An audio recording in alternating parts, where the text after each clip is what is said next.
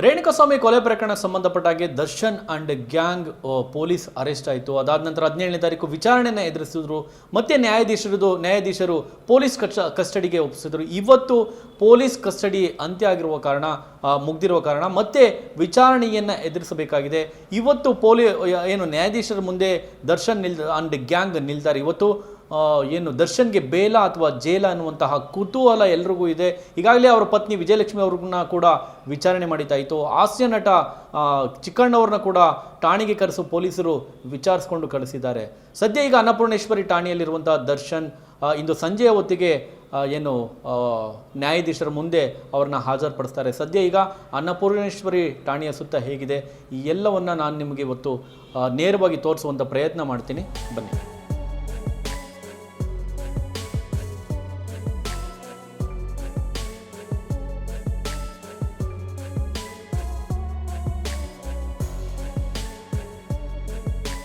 TV12 ಕಚೇರಿಯಿಂದ ಅನ್ನಪೂರ್ಣೇಶ್ವರಿ ಠಾಣೆ ಏನು ದರ್ಶನ್ ಪೊಲೀಸರ ವಿಚಾರಣೆ ಎದುರಿಸ್ತಾ ಇದ್ದಾರೆ, ಪೊಲೀಸರ ಸೆರೆವಾಸದಲ್ಲಿ ಬಂದಿಯಾಗಿದ್ದಾರೆ.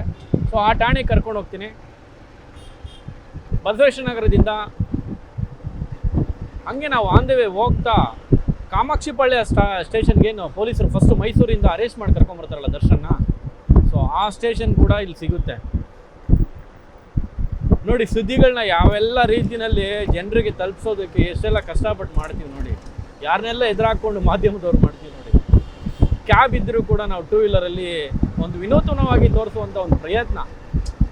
ಇದು ವಿನೂತನ ಅನ್ನೋದಕ್ಕಿಂತಲೂ ಅಥವಾ TRPನೋ ಅಥವಾ ವ್ಯೂಸ್ಗೋಸ್ಕರ ತೋರಿಸ್ತೀವಿ ಅನ್ನೋದಕ್ಕಿಂತಲೂ ಒಂದು ಅವೇರ್ನೆಸ್ ಆಗಬೇಕು. ಒಂದು ಬೆಳೆದು ನಿಂತಿರುವಂಥ ಒಬ್ಬ ಸ್ಟಾರ್ ಅಂತ ಅಲ್ಲ, ಒಬ್ಬ ಸಣ್ಣ ಕುಟುಂಬದಲ್ಲೇ ಆಗಿದ್ರು ಸಹ ಒಂದು ಜವಾಬ್ದಾರಿಯುತವಾಗಿ ಇರುವಂಥ ಒಬ್ಬ ಸಾಮಾನ್ಯ ಆರ್ಡಿನರಿ ಮನುಷ್ಯ ಕೂಡ ಇಂತಹ ಹೇಯ ಕೃತ್ಯಗಳಿಗೆ ಭಾಗಿಯಾದರೆ ಇಡೀ ಕುಟುಂಬ ಅಥವಾ ತನ್ನ ಸುತ್ತ ಇರುವಂಥ ಇಡೀ ಆ ಒಂದು ಪರಿಸರ ಅಥವಾ ತನ್ನ ಫ್ರೆಂಡ್ ಸರ್ಕಲ್ನಲ್ಲಿರುವಂಥ ಸಾಕಷ್ಟು ಜನರು ಹೆಂಗೆ ಕಷ್ಟಕ್ಕೆ ತಗ್ಲಾಕೊಳ್ತಾರೆ ಅನ್ನೋದಕ್ಕೆ ಸಣ್ಣ ಎಕ್ಸಾಂಪಲ್ ದರ್ಶನ್ ಕೇಸ್.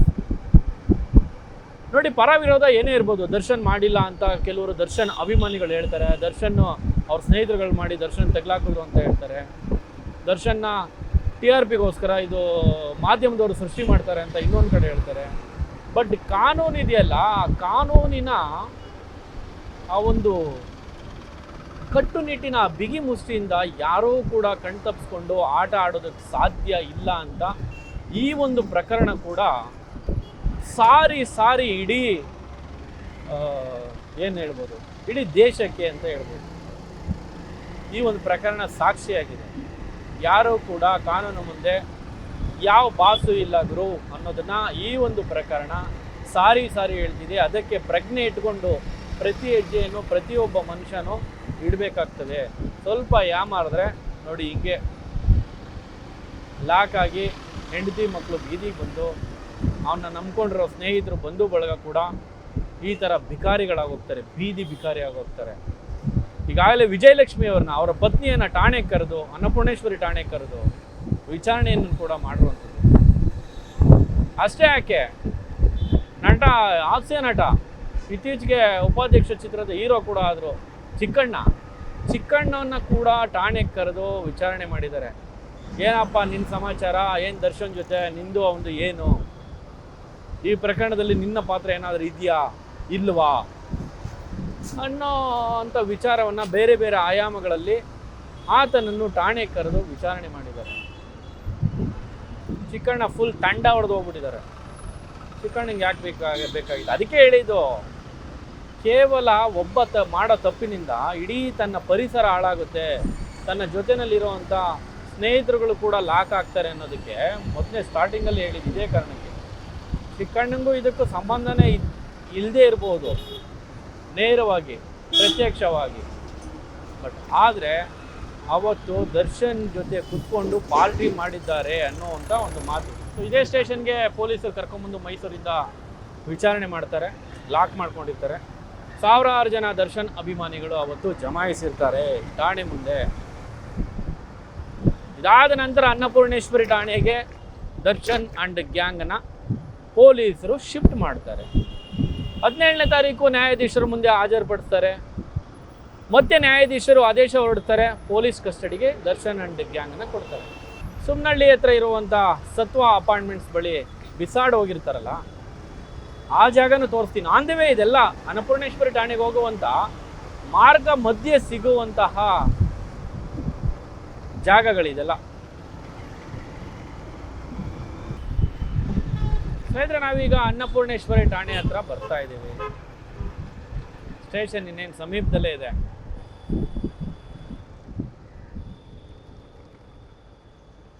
ದರ್ಶನ್ ಅಭಿಮಾನಿಗಳಿಗೆ ಇದೇ ಅನ್ನಪೂರ್ಣೇಶ್ವರಿ ಸ್ಟೇಷನ್ಗೆ ದರ್ಶನ್ನ ಕರ್ಕೊಂಬಂದಾಗ ಜೈಕಾರಗಳನ್ನ ಹಾಕಿದ್ರು, ಡಿ ಬಾಸ್ ಅಂತ. ಪೊಲೀಸರು ಅಭಿಮಾನಿಗಳಿಗೆ ಲಾಠಿ ರುಚಿಯನ್ನು ಕೂಡ ತೋರಿಸಿದ್ರು. ಅದಾದ್ಮೇಲೆ ಸ್ಟೇಷನ್ ಸುತ್ತ ಒಂದು ಸ್ವಲ್ಪ ಬೇರೆಯ ಚಿತ್ರಣ ನಿರ್ಮಾಣ ಆಯಿತು. ಅಭಿಮಾನಿಗಳು ಸ್ಟೇಷನ್ ಸುತ್ತ ಸುಳಿಯೋದನ್ನು ಬಿಡ್ತಾರೆ. ಅದಾದ್ಮೇಲೆ ಪೊಲೀಸರು ಮಾಡ್ಕೊಂಡಂಥ ಒಂದು ಅವಾಂತರ ಏನು ಗೊತ್ತಾ, ಯಾವಾಗ ಠಾಣೆಯಲ್ಲಿ ದರ್ಶನ್ಗೆ ಬಿರಿಯಾನಿ ಸಿಗರೇಟ್ಗಳು ಸಪ್ಲೈ ಆಗ್ತಾಯಿದೆ ಅಂತೇಳಿ ಸುದ್ದಿ ಮಾಡ್ತೀವಿ, ಆಗ ಪೊಲೀಸರು ಒಂದು ಅವಾಂತರ ಮಾಡಿಕೊಡ್ತಾರೆ. ದರ್ಶನ್ ಅಭಿಮಾನಿಗಳು ಮಾಡ್ದಾಗೆ ಅಂತ ಹೇಳೋಕ್ಕಾಗಲ್ಲ. ಯಾಕಂದರೆ ಈ ಒಂದು ಕೇಸಲ್ಲಿ ನಮ್ಮ ಪೊಲೀಸರಿಗೆ ಹ್ಯಾಟ್ಸ್ ಆಫ್ ಹೇಳಬೇಕು, ನಿಜಕ್ಕೂ ಅವರ ಚಾಕಚಕ್ಯತೆ ಬಗ್ಗೆ ಪ್ರಶಂಸೆ ಮಾಡಬೇಕು. ಬಟ್ ಆದರೆ ಒಂದು ಆಕ್ಷೇಪ ಇಲ್ಲಿ ಏನಂದರೆ, ಪೆಂಡಲ್ಗಳನ್ನ ತರಿಸ್ಬಿಟ್ಟು ಠಾಣೆ ಸುತ್ತ ಸುದ್ದಿಗಳೇ ಆಗಬಾರ್ದು, ಸುದ್ದಿ ಮಾಡಬಾರ್ದು ಅನ್ನೋ ರೀತಿಯಲ್ಲಿ ಸೊ ಪೆಂಡಲ್ಗಳನ್ನ ಹಾಕ್ತಾರೆ. ಅದು ಇಲ್ಲ ಒಂದು ರೀತಿ ನಮ್ಮನ್ನು ಕೂಡ, ಮಾಧ್ಯಮದವ್ರನ್ನು ಕೂಡ ಕೆರಳಿಸುವಂಥ ಒಂದು ಪ್ರಯತ್ನ ಮಾಡಿದ್ರು. ಅದಾದ ನಂತರ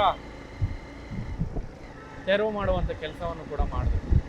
ಇದನ್ನು ಬದಿಗೆ ಇಟ್ಟು ನೋಡಿದ್ರೆ ಪೊಲೀಸರ ಕಾರ್ಯದಕ್ಷತೆ ಬಗ್ಗೆ ಎರಡು ಮಾತಿಲ್ಲ. ಈ ಒಂದು ಕೇಸಲ್ಲಿ ಎಷ್ಟೇ ಪ್ರೆಷರ್ ಬಂದರೂ ಕೂಡ ಯಾರಿಗೂ ಬಗ್ಗದೆ ಹ್ಯಾಂಡಲ್ ಮಾಡಿದಂಥ ರೀತಿ ಇದೆಯಲ್ಲ ಈ ಒಂದು ಕೇಸ್ನ, ನಿಜಕ್ಕೂ ಗ್ರೇಟ್ ಅದು.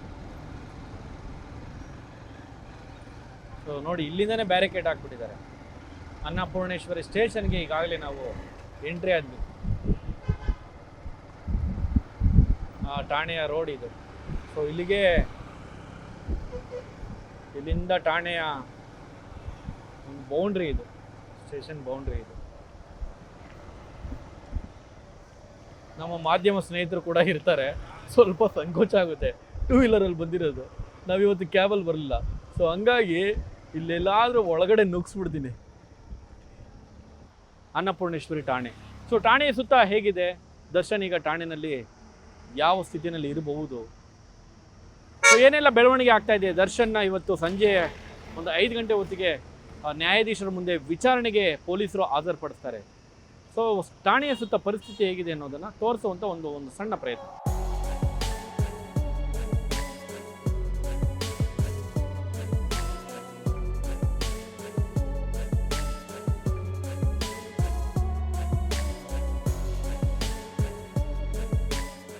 ಅನ್ನಪೂರ್ಣೇಶ್ವರಿ ಠಾಣೆ ಮುಂದೆ ಬಂದ್ವಿ. ಇಲ್ಲಿ ದರ್ಶನ್ ಅಭಿಮಾನಿಗಳಿದ್ದಾರೆ. ಅಂದರೆ ಇವತ್ತೇನು ದರ್ಶನ್ ಅವ್ರನ್ನ ಕೋರ್ಟ್ಗೆ ಪ್ರೊಡ್ಯೂಸ್ ಮಾಡ್ತಾರೆ. ಠಾಣೆಯ ಪೊಲೀಸ್ ಸುಪರ್ದಿ ಇವತ್ತು ಮುಗಿಯುತ್ತೆ. ಇವತ್ತು ಅಭಿಮಾನಿಗಳನ್ನು, ಅಂದರೆ ದರ್ಶನ್ ಅವ್ರನ್ನ ನ್ಯಾಯಾಧೀಶರ ಮುಂದೆ ಹಾಜರುಪಡಿಸ್ತಾರೆ.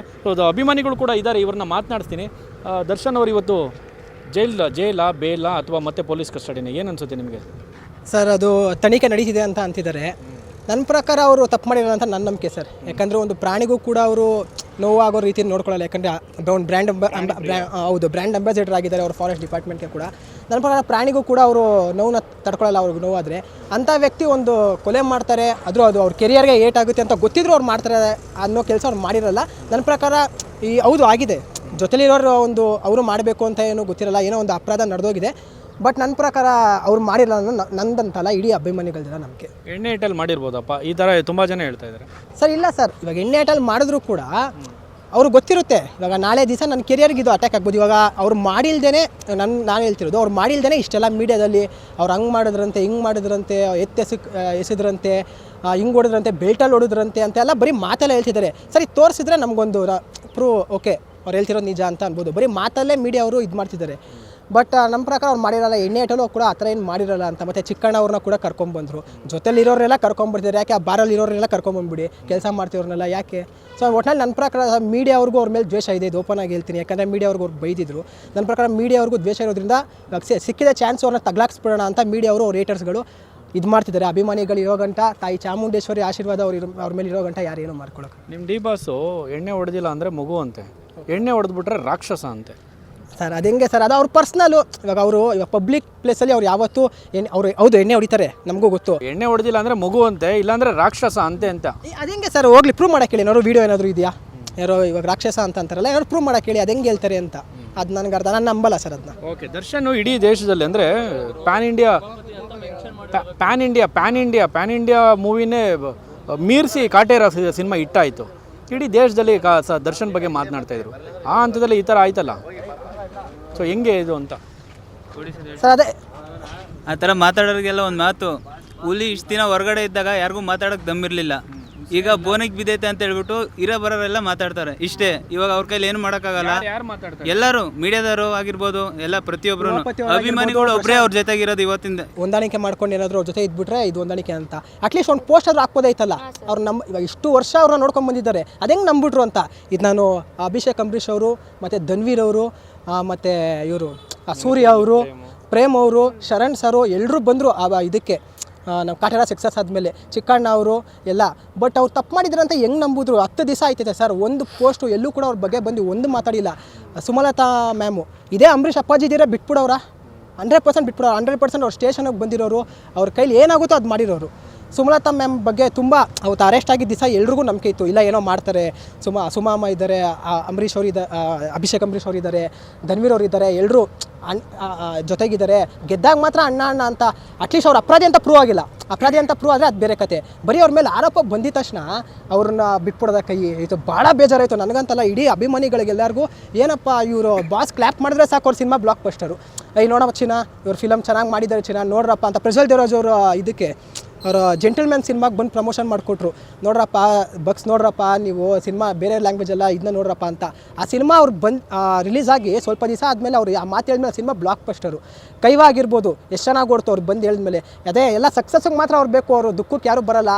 ಯಾರೇ ಬರಲಿ ಯಾರೇ ಬಿಡಲಿ ಅಭಿಮಾನಿಗಳಿದ್ದೀವಿ. ಮತ್ತು ಬಾಸ್ ಕೇಳೋದು ಒಂದೇ, ಬಾಸ್ ಒಳಗಡೆ ಅವರೇ ಆಚೆ ಬಂದಮೇಲೆ ಈ ವಿಡಿಯೋ ನೋಡಲಿ, ಬಾಸ್ ನೀವೆಲ್ಲೂ ಇವೆಂಟ್ಗೆ ಹೋಗಬಾರ್ದು ಇನ್ಮೇಲೆ, ನೀವೆಲ್ಲೂ ಹೋಗಬೇಡ್ರಿ, ಯಾರೇ ಕರೆದ್ರೂ ಮಾತ್ರ ಹೋಗಬೇಡಿ, ನೀವಾಯಿತು, ನಿಮ್ಮ ಫ್ಯಾಮಿಲಿ ಆಯಿತು, ನಿಮ್ಮ ಸಿನಿಮಾ ಆಯಿತು, ಹಂಗೆ ಇರಬೇಕು ಅಷ್ಟೇ. ಇಲ್ಲ ಅಭಿಮಾನಿಗಳು ನೋಡಿ ಬಾಸ್, ನಾನು ಇನ್ನು ಹೃದಯಪೂರ್ವಕದಿಂದ ಹೇಳ್ತಿದ್ದೀನಿ, ನೀವೆಲ್ಲೂ ಹೋಗಬಾರ್ದು, ನೀವಾಯಿತು, ನಿಮ್ಮ ಕೆಲಸ ಆಯಿತು, ಹಿಂಗಿರಬೇಕು.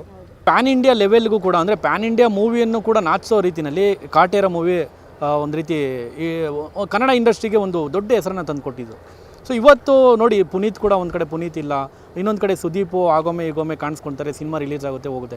ಕನ್ನಡ ಇಂಡಸ್ಟ್ರಿ ಎಲ್ಲೋ ಒಂದು ರೀತಿ ಮುಚ್ಚೋಗೋ ಅಂಥ ಮಾತುಗಳು ಕೂಡ ಕೇಳಿಬರ್ತಾಯಿದ್ದು. ದರ್ಶನ್ ಈ ಸಂದರ್ಭದಲ್ಲಿ ಈಗ ಮಾಡ್ಕೊಂಡಿರೋದು ಎಷ್ಟು ಇಂಡಸ್ಟ್ರಿಗೆ ಎಷ್ಟು ಲಾಸ್ ಅಲ್ವಾ? ಹೌದು ಸರ್. ಇವಾಗ ಅಪ್ಪು ಅವ್ರು ಇದ್ದಾಗ, ಡಿ ಬಾಸ್ ಇದ್ದಾಗ ವರ್ಷಕ್ಕೆ ಒಂದೊಂದು ಸಿನಿಮಾ ಕೊಡೋರು. ಒಂದು ವರ್ಷದಲ್ಲಿ ಇಬ್ಬರದು ಸಿನಿಮಾ ಒಂದೇ ವರ್ಷದಲ್ಲಿ ಬರ್ದಿರ್ಬೋದಾಯಿತು. ಇಲ್ಲ ಈ ವರ್ಷ ಅವ್ರು ಕೊಟ್ಟರೆ ಆ ವರ್ಷ ಇವರು ಫ್ಯಾಮಿಲಿ ಎಂಟರ್ಟೈನ್ಮೆಂಟ್ಸ್ ಪಟ್ ಅಂತ ಕೊಡೋರು. ಇವಾಗ ಸುದೀಪ್ ಅವರು, ಯಶ್ ಅವರು ಮತ್ತು ನಮ್ಮ ಶಿವಣ್ಣ ಅವರು ತಪ್ಪಂತ ಅನ್ನೋಕ್ಕಾಗಲ್ಲ, ಯಾಕಂದರೆ ಅವ್ರದ್ದೊಂದು ಕಮಿಟ್ಮೆಂಟ್ ಇರುತ್ತೆ, ಅವಾಗ ಬರ್ತಾರೆ. ಬಟ್ ಫಾಸ್ಟಾಗಿ ಕೊಡ್ತಿರೋರು ಇವರೇ. ಇವಾಗ ಅಪ್ಪು ಅವರು ಹೋಗಿದ್ದು ಇದರಲ್ಲಿ ನೋವಲ್ಲೇ ಇಡೀ ಕರ್ನಾಟಕ ಇದೆ. ಅದರಲ್ಲಿ ಇವ್ರಿಗೂ ಈ ಥರ ಆದಮೇಲೆ ಮತ್ತೆ ಬ್ಯಾನ್ ಮಾಡಬೇಕು ಅಂತ ಅಂದರು. ಏನು ಬ್ಯಾನ್ ಅಂದರೆ ಏನು ಅಂತ ನನಗೊಂದು ಅರ್ಥ ಆಯ್ತಿಲ್ಲ. ಮತ್ತು ಬ್ಯಾನ್ ಮಾಡಿದ್ರೆ ನಮ್ಮ ಚಿತ್ರರಂಗ ಏನಾಗಬೇಕು, ಕನ್ನಡ ಚಿತ್ರರಂಗ ಏನಾಗಬೇಕು? ನೋಡಿ, ತಮಿಳ್ ನೋಡಿ, ತೆಲುಗು ನೋಡಿ, ಎಲ್ಲ ಒಂದು ಒಗ್ಗಟ್ಟಿಂದ ಇದ್ದಾರೆ. ನಮ್ಮದ್ರಲ್ಲಿ ಒಂದು ಒಗ್ಗಟ್ಟೇ ಇಲ್ಲ. ಫಸ್ಟ್ ಆಫ್ ಆಲು ನಾನು ಹೇಳಿದೆ, ಒಬ್ಬರು ಕೂಡ ಬರಲಿಲ್ಲ ಅಂತ.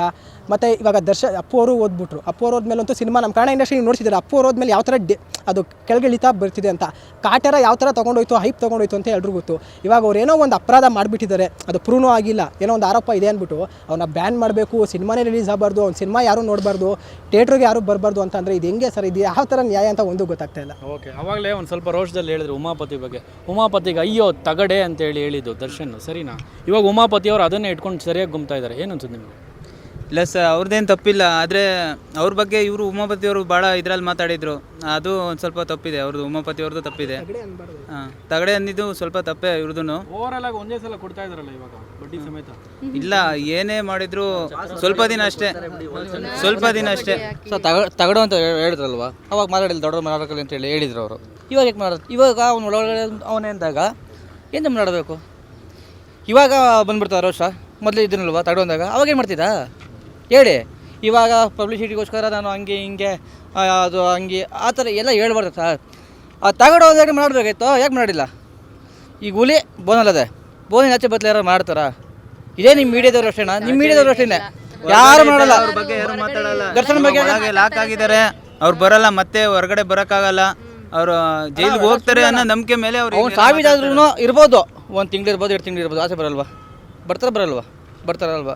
ಅವಾಗ ನಾವು ಕೊಂಡ್ರು ಕೊಡೋದು ಹೆಂಗೆ ಮಾಡೋಕೆ ಹೋಗಲ್ಲ ಅಷ್ಟೇ. ನಮ್ಮ ಬಂದ್ಮೇಲೆ ಹೊರಗಿದ್ದ ಮಾತಾಡಲಿ, ಇದೇ ಮಾತುಗಳು ಇವಾಗ ಆಡ್ತಿದ್ದಾರಲ್ಲ, ಏನು ಹೊರಗಡೆ ಬಂದ ಮಾತಾಡಲಿ, ಅವ್ರಿಗೆ ದಮ್ಮಿದ್ಯಾ? ಇಲ್ಲ ತಾನೇ. ಸರ್ ಇದೇ ಕೇಸು ಡಿ ಬಾಸ್ ಅವ್ರದ್ದು ಅಂತ ಇಷ್ಟು 10 ದಿವಸ ಎಳಿತಿದ್ದೀರಾ. ಸೌಜನ್ಯ ಅವ್ರ ಕೇಸ್ ಏನಾಯಿತು? ನೇಹಾ ಅವ್ರದ್ದು ಏನಾಯಿತು? ಮತ್ತು ಹುಬ್ಳಿಲಿ ಯಾರೋ ಒಂದು ಹೆಣ್ಮಗ್ಳನ್ನ ಹೋಗಿ ಚುಚ್ಬಿಟ್ಟು ಬಂದರು ಕಾಲೇಜಲ್ಲಿ, ಅದೇನಾಯಿತು? ಅವ್ರಿಗೆಲ್ಲ ನ್ಯಾಯ ಇಲ್ವಾ? ಬರೀ ಡಿ ಬಾಸ್ದು ಮಾತ್ರ ನ್ಯಾಯನಾ? ಯಾಕೆ ನ್ಯಾಯ ಕೊಡ್ಸಂಗಿದ್ರೆ ಬನ್ನಿ, ಅಲ್ಲೂ ಹೋಗೋಣ, ಧರ್ಮಸ್ಥಳಕ್ಕೆ ಹೋಗೋಣ ಬನ್ನಿ.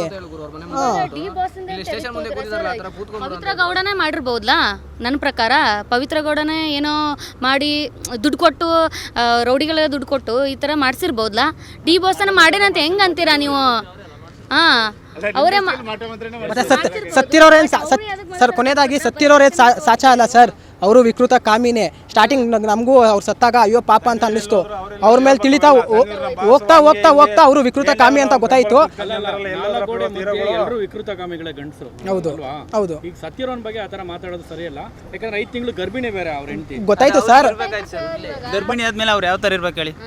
ಆ ಮನುಷ್ಯ ಯಾವ ಥರ ಇರಬೇಕು? ಫ್ಯಾಮಿಲಿಗೋಸ್ಕರ ಇರಬೇಕಲ್ಲ. ಮೀಡಿಯಾ ಅವರೇ ತೋರಿಸೋರಲ್ಲ ಅವ್ರು ಯಾವ ಥರ ಅಂತ, ಅವರು ಇದನ್ನ ತೋರಿಸಿದಾರಲ್ಲ. ನೀವೇ ಮೀಡಿಯಾದವರೇ ಹೇಳ್ತಾ ಇದ್ದೀರಾ, ಏನಂತ ಹೇಳ್ತಾ ಇದ್ದೀರಾ ಅಂದರೆ ಇವಾಗ ಈ ಥರ ಆ ಫೋಟೋ ಕಳಿಸಿದ್ದಾರೆ ಪವಿತ್ರ ಗೌಡ ಅವ್ರಿಗೆ, ಇವನು ರೇಣುಕಾ ಸ್ವಾಮಿ ಕಳಿಸಿದ್ದಾನೆ ಫೋಟೋನ ಅಂತ ಹೇಳ್ತಾ ಇದ್ದೀರಾ. ಅದೇ ರೀತಿ ಇವಾಗ ಕಳಿಸಿದ್ದಾರೆ ಅಂದರೆ ಫೋಟೋನ, ಇವಾಗ ಅವನ ಹತ್ರ ವಿಕೃತ ಕಾಮಿನೇ ಅಲ್ವಾ? ಇವಾಗ ಹೆಂಡತಿ ಇದ್ದಾಳೆ ಪ್ರೆಗ್ನೆಂಟ್ ಅಂದರೆ, 5 ತಿಂಗಳು ಪ್ರೆಗ್ನೆಂಟ್ ಅಂದರೆ ಹೆಂಗಿರ್ಬೇಕು? ಅವನು ಫ್ಯಾಮಿಲಿ ನೋಡ್ಕೊಂಡು ಫ್ಯಾಮಿಲಿ ಅಂತ ಇರಬೇಕು. ಏನಕ್ಕೆ ಆ ಥರ ಎಲ್ಲ ಮೆಸೇಜ್ಗಳಾಗಲಿ ಫೋಟೋಗಳೆಲ್ಲ ಕಳಿಸ್ಬೇಕು? ಅವ್ನ ಹೆಂಡತಿ ಕಳಿಸಿದ್ರೆ ಬಿಟ್ಬಿಡ್ತಾರಾ? ಡಿ ಬಾಸ್ ಅಂತಲ್ಲ, ನಮ್ಮ ಬಾಸ್ ಇರ್ಬೋದು, ನಾವಾದರೂ ಅದೇ ಕೆಲಸನೇ ಮಾಡೋದು, ಸರಿನಾ? ಯಾವನಾದ್ರೇನಂತೆ ಇವಾಗ ನಿಮ್ಮ ಅಕ್ಕ ತಂಗಿದಿರ್ಗೆ ಮುಟ್ಬಿಟ್ರೆ ಸುಮ್ಮನೆ ಇದ್ಬಿಡ್ತಾರಾ? ಯಾವನಾದರೂ ಅಷ್ಟೇ, ಕಾಲರೆಲ್ಲ ಸಾಯಿಸಿದ್ರು ಪರವಾಗಿಲ್ಲ ಅಂತಲೇ ಫಸ್ಟು ಯೋಚನೆ ಬರೋದು, ಆಮೇಲೆ ಕಾನೂನು ಅದು ಇದು ಅಂತ ಯೋಚನೆ ಬರೋದು. ಅರ್ಥ ಆಯ್ತಾ?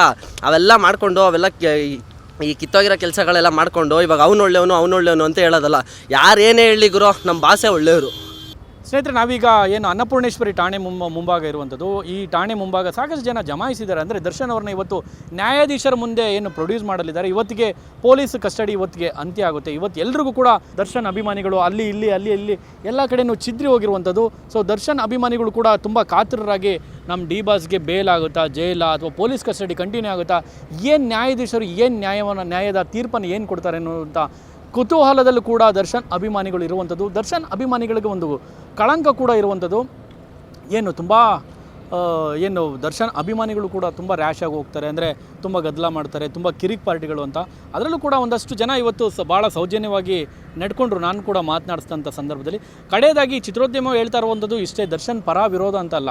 ದರ್ಶನ್ ಅವರು ತಪ್ಪು ಮಾಡಿದರೆ ಅವ್ರಿಗೆ ಶಿಕ್ಷೆ ಆಗುತ್ತೆ, ಕಾನೂನು ರೀತಿಯಲ್ಲಿ ಶಿಕ್ಷೆ ಆಗುತ್ತೆ. ಆಗೊಮ್ಮೆ ದರ್ಶನ್ ತಪ್ಪು ಮಾಡಿಲ್ಲ ಅಂದರೆ ಅವ್ರು ಮತ್ತೆ ಎಂದಿನಂತೆ ಚಿತ್ರೋದ್ಯಮದಲ್ಲಿ ತೊಡಗಿಕೊಂಡು ಅವ್ರನ್ನ ಬ್ಯಾನ್ ಮಾಡುವಂಥ ಬ್ಯಾನ್ಗೇನ್ ಅನ್ನುವಂಥ ಮಾತುಗಳೆಲ್ಲ ಬೇಡ ಅಂತೇಳಿ ಕಿಚ್ಚ ಸುದೀಪ್ ಸೇರಿದಂತೆ ಸಾಕಷ್ಟು ಜನ ಹೇಳ್ತಾ ಇರುವಂಥದ್ದು. ಕಡೆಯದಾಗಿ ಇವತ್ತು ಗೊತ್ತಾಗ್ಬಿಡುತ್ತೆ ಏನಾಗುತ್ತೆ ದರ್ಶನ್ ಅವರ ಹಣೆಬರಹ ಅಂತ ಹೇಳಿ. ಇವತ್ತು ನ್ಯಾಯಾಧೀಶರು ದರ್ಶನ್ ಅವರ ಹಣೆಬರಹವನ್ನು ಬರೆಯಲಿದ್ದಾರೆ. ಸೊ ಸದ್ಯ ಈಗ ಅನ್ನಪೂರ್ಣೇಶ್ವರಿ ಠಾಣೆ ಸುತ್ತ ಇರುವಂಥ ಈ ಒಂದು ಪರಿಸ್ಥಿತಿಯನ್ನು ತೋರಿಸುವಂಥ ಒಂದು ಸಣ್ಣ ಪ್ರಯತ್ನ ಮಾಡಿದ್ವಿ.